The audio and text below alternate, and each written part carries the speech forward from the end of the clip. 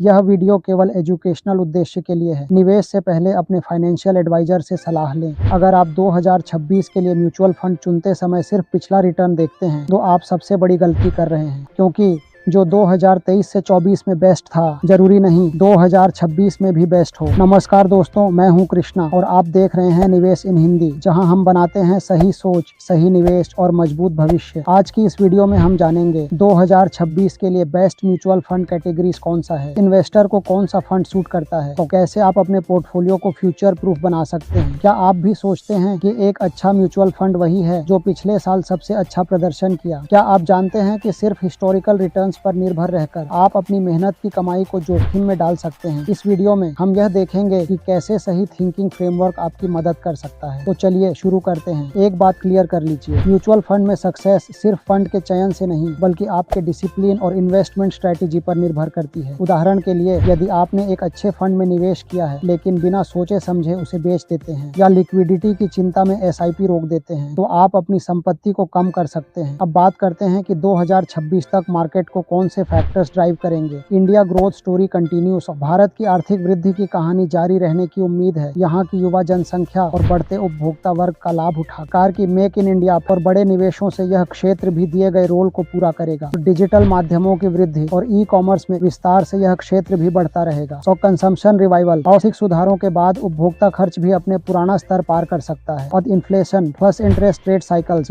उच्च मुद्रास्फीति और मौद्रिक नीति के प्रभाव भी निर्णायक होंगे। इसका मतलब यह है कि 2026 के लिए हमें चाहिए first balanced risk, second quality companies, third long term compounding, और यही काम म्यूचुअल फंड सबसे अच्छे से करते हैं। चलिए इस एक एक करके समझते हैं। Number 1, large cap mutual fund. अब बात करते हैं लार्ज कैप म्यूचुअल फंड की। लार्ज कैप फंड क्या होते हैं? लार्ज कैप म्यूचुअल फंड ऐसे फंड होते हैं जो देश की बड़ी, मजबूत और स्थिर कंपनियों में निवेश करते हैं। ये कंपनियां आमतौर पर मार्केट लीडर होती हैं। इनमें जोखिम कम और रिटर्न अपेक्षाकृत स्थिर होता है, इसलिए ये लंबी अवधि के निवेश के लिए उपयुक्त माने जाते हैं। ये फंड्स टॉप 100 कंपनियों में निवेश करते हैं जो स्थिरता और स्थिर व्यवसाय माने जाते हैं। इनमें उतार चढ़ाव, वॉलेटिलिटी अपेक्षाकृत कम होता है, जिससे आपको बढ़ती बाजार में सुरक्षा मिलती है। 2026 में क्यों जरूरी? मार्केट करेक्शन के दौरान ये फंड्स प्रोटेक्शन देते हैं। भरोसेमंद कंपाउंडिंग के जरिए ये आपके निवेश का पोर्टफोलियो मजबूत बनाते हैं। लार्ज कैप फंड किसके लिए? कंजर्वेटिव इन्वेस्टर्स, यदि आप जोखिम से बचना चाहते हैं। रिटायरमेंट प्लानिंग, अपनी रिटायरमेंट की योजना बनाने के लिए भी यह सबसे अच्छा है। फर्स्ट टाइम इन्वेस्टर्स, यदि आप नए हैं तो ये फंड्स आपके लिए एक सही शुरुआत हो सकते हैं। इन फंड से लॉन्ग टर्म के लिए आप 10 से 12% वार्षिक रिटर्न की उम्मीद कर सकते हैं। Number 2, flexi cap funds. अब बात करते हैं फ्लेक्सी कैप फंड्स की। फ्लेक्सी कैप फंड्स क्या होते हैं? ये फंड्स लार्ज, मिड और स्मॉल कैप कंपनियों में निवेश करते हैं। फंड मैनेजर को इसमें एलोकेशन करने की पूरी फ्रीडम होती है, जिससे वे बाजार के इक्विवेलेंट अपनी रणनीति को बदल सकते हैं। 2026 में क्या एडवांटेज है? ये फंड्स मार्केट साइकिल के अनुसार एलोकेशन कर सकते हैं, जिससे आपको ग्रोथ एंड स्टेबिलिटी दोनों का लाभ मिलता है। और यदि बाजार में किसी विशेष सेक्टर की वृद्धि होती है तो फंड मैनेजर उसी के अनुसार निवेश कर सकते हैं। इस कैटेगरीज के आइडियल इन्वेस्टर्स कौन होते हैं? लॉन्ग टर्म इन्वेस्टर्स, यदि आप लंबी अवधि 7 से 10 ईयर्स के लिए निवेश करने का सोच रहे हैं। SIP इन्वेस्टर्स, यह कैटेगरी SIP के लिए भी बहुत सूटेबल है। फ्लेक्सी कैप फंड अक्सर आपके कोर पोर्टफोलियो का हिस्सा बनते हैं, जिससे आप अपने अन्य निवेशों के साथ संतुलन बना सकते हैं। Number 3, mid cap funds. Mid cap mutual fund उन कंपनियों में निवेश करता है जो आकार में मध्यम होती हैं। इनमें ग्रोथ की संभावना ज्यादा होती है, लेकिन उतार चढ़ाव भी अधिक रहता है। यह फंड लॉन्ग टर्म निवेशकों के लिए अच्छा माना जाता है, जो थोड़ा जोखिम ले सकते हैं। अब बात करते हैं मिड कैप म्यूचुअल फंड्स की। ये फंड्स उन कंपनियों में निवेश करते हैं जो बढ़ने की अवस्था में हैं, और इसीलिए इनमें अधिक जोखिम और अधिक पुरस्कार की संभावना होती है। ये कंपनियां आमतौर पर बाजार में बड़ी कंपनियों की तुलना में तेजी से बढ़ती है। इस कैटेगरी से 2026 अपॉर्चुनिटी क्या है? ये कंपनियां भारत की आर्थिक वृद्धि से लाभ लेने के लिए तैयार हैं। इसमें ऑपरेटिंग लेवरेज के चलते अधिक लाभ की संभावना है। ध्यान रखें, मिड कैप फंड्स में वॉलेटिलिटी बहुत ज्यादा होती है। आज फंड किसके लिए सूटेबल है? लार्ज एग्रेसिव इन्वेस्टर्स, यदि आप उच्च जोखिम लेने के लिए तैयार हैं। लॉन्ग टर्म SIP, लेकिन छोटी अवधि में निवेश करने की सलाह नहीं दी जाती। शॉर्ट टर्म इन्वेस्टर्स के लिए नहीं, यदि आप बाजार के अस्थिरता से डरते हैं तो ये आपके लिए नहीं है।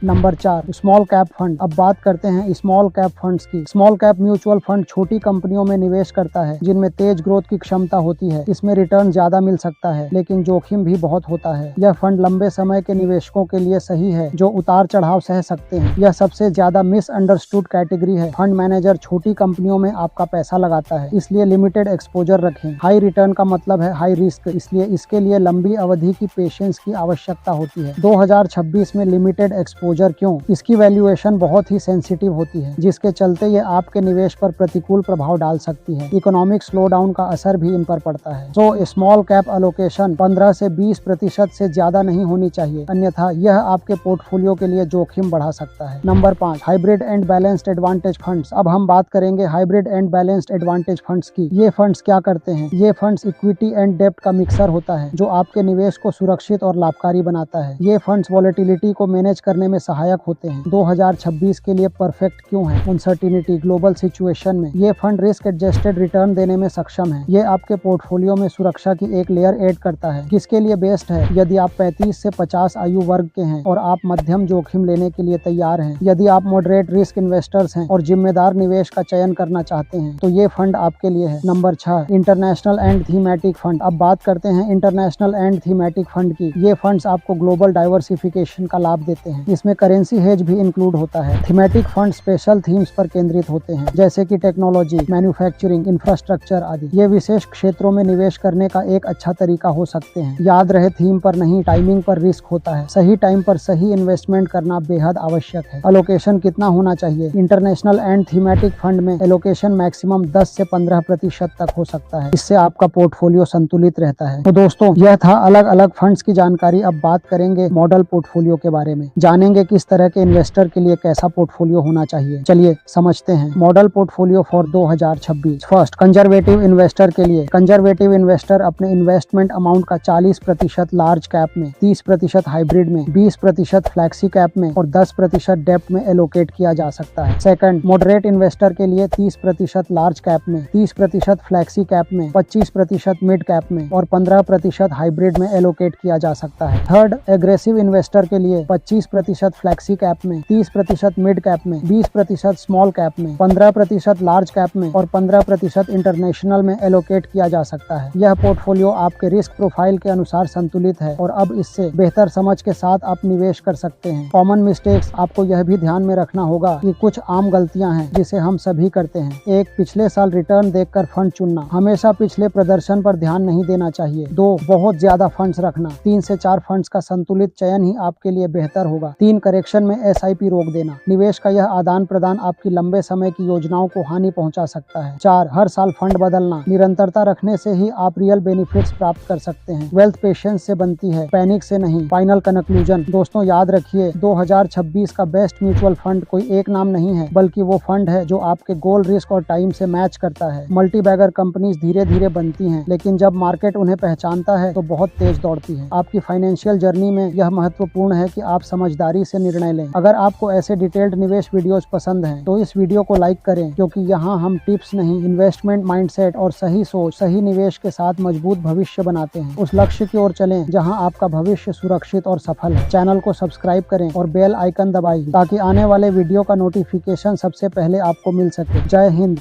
Happy investing. वीडियो केवल एजुकेशनल उद्देश्य के लिए है। निवेश से पहले अपने फाइनेंशियल एडवाइजर से सलाह